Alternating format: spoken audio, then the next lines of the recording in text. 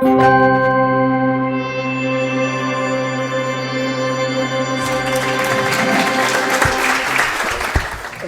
you for inviting me to be here. I'm representing Dr. Mayaki, who is also one of the co-chair of the 4,000, but who could not be here with you due to pressing matters in the office. So I bring warm greetings from Dr. Mayaki, who is the CEO of the African Union Development Agency, NEPAD, and also is a co-chair who couldn't be here. He has asked me to convey his apologies.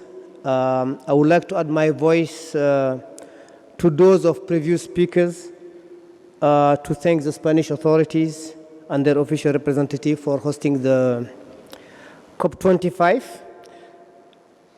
It is always refreshing to participate in meetings of 4 per thousand,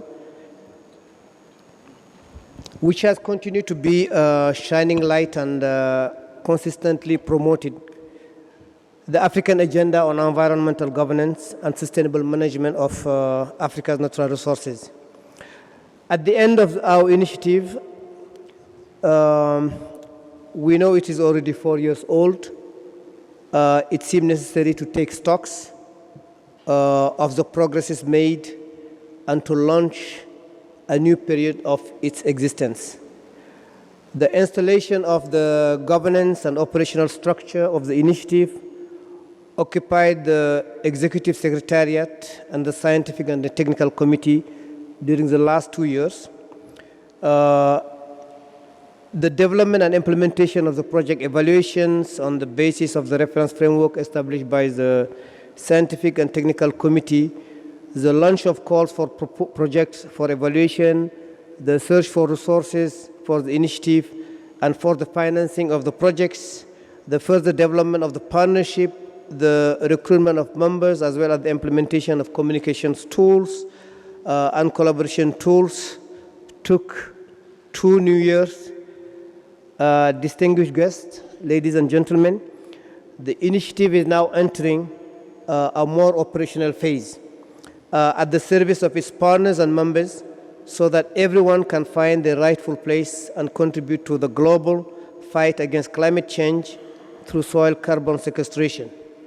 So everyone must define their objectives and commitments within the initiatives, and we must ensure that we facilitate this definition both individually and collectively.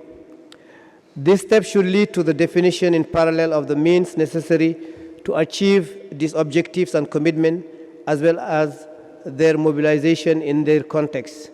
So the initiative will also have to work on the adaptation and assessment and monitoring tool, thus allowing us the evaluation of the results obtained, as well as decision-making support. Distinguished guests, ladies and gentlemen, across the African continent, the majority of the populations relies on land and land-based resources for their social, cultural, and economic welfare. However, the ever-increasing demand for land, competition among the different uses of land, tenure and security, conflict, and weak land governance regime threaten the livelihood, particularly of vulnerable groups of women, youth, rural communities, and minority groups.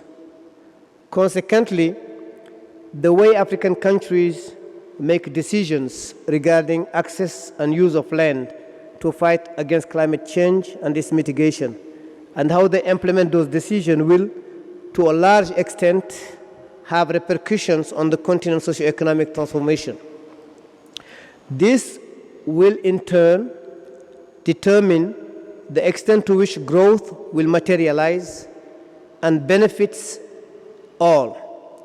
So it is strongly believed that insecure property rights and land tenure contribute greatly to poverty and inequality in our African continent.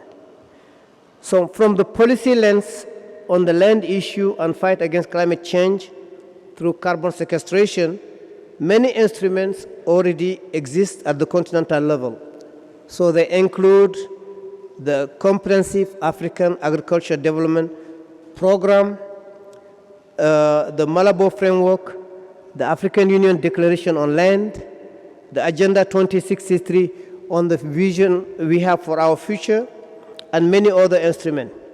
So let me just pick up one of the frameworks, which is the CADEP, which is the Comprehensive African Development Program, which is a continental policy framework instrument, and zero on some few key commitments made by our head of state and government in 2014 in Malabo, Equatorial Guinea. So 3 of the 7 Malabo commitment declaration and their associated target are particularly relevant to land policy and governance. So they include the commitment to end hunger in the African continent by 2025, which is a very, very big, basically, target. The second is a commitment of halving poverty by the year 2025 through inclusive agricultural growth and transformation. And the third commitment that is relevant to our discussion here is the commitment to enhancing resilience of livelihood and production system to variability and other related risks. Those commitments are measured in what we call our biennial review report that is basically presented before our head of state and government every 2 years. As you can see, land and soil initiative as a productive resource hold huge potential for propelling Africa to achieving the above commitment and target sets. However, for this to happen, land must be well governed. This includes anchoring land governance on the principle of true participation. So national agricultural investment plan, which are developed to ensure compliance with the Malabo target, present a valuable tools that can basically enrich our conversation here to entrench land governance measure at national level. This is the reason I would like to pause and congratulate the 4th per thousand for suggesting that synergy be thought out with other ongoing initiatives that share similar goals in our continent. At the moment, it is unfortunate that our review report in 2018 concluded that the great majority of the African continent are not on the path of meeting our 2025 targets on land and agricultural productivity issue, as well as target on resilience. Many African countries have inadequate capacity for effective management of their land resources. So the lesson we learned indicate that new knowledge and urgently required data are not disseminated as widely as they should be at either national, regional, and continental level. As a result, the implementation of sustainable land policies in the African countries, so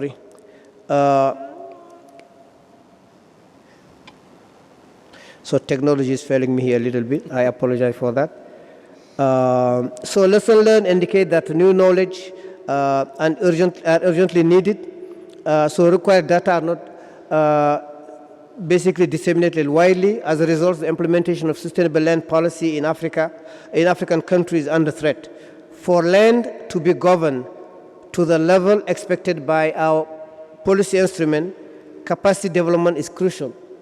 So capacity building measure which can untap the potential for reforming land policies in African countries include, inter alia, developing capacity of our universities and research institutions to enable them to provide advisory services on sustainable land policy to policymakers, developing tools for mainstreaming land into our national planning processes, and the use of existing or emerging technologies for planting, monitoring, and evaluation of land governance.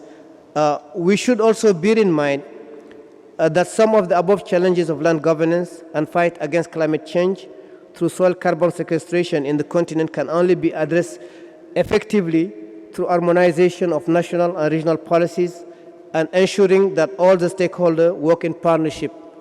This could be achieved by promoting peer-to-peer learning platforms like this one, learning from international best practices, and promoting the adaptation and scaling up of effective approaches. In conclusion, it is critically important for us to recognize that our work has to be done in partnership, and that partnership does not come easy. We are cognizant that part of the field work will be carried out by a multitude of local actors in the implementation of projects as we move forward. So those partnerships could be strengthened with the African Union Development Agency and all Pan-African initiatives and programs such as the Great Green Wall, the CADEP, the Initiative per Thousand, and then the AAA initiative led by Morocco. Let me reiterate that it is critically important for us to recognize again that partnership may not come easy.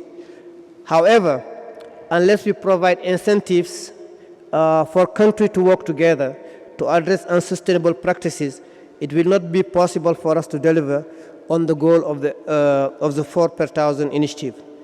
On our part, the African Union Development Agency, NEPAD, will ensure that we provide the political capital necessary for countries to create a requisite environment for land practice and governance reforms, as well as provide the necessary capacity building to meet the information need of our African member states. Messieurs et Madame, membres de différentes délégations, honorables invités, j'aimerais terminer mon intervention en vous remerciant très sincèrement d'avoir honoré l'Agence de développement de l'Union africaine à faire partie de ce mouvement de 4 pour 1000. So, mes remerciements vont également à l'ensemble des partenaires membres de la coalition pour la lutte contre les changements climatiques à travers la séquestration du CO2 par les sols. I thank you for your attention. Thank you.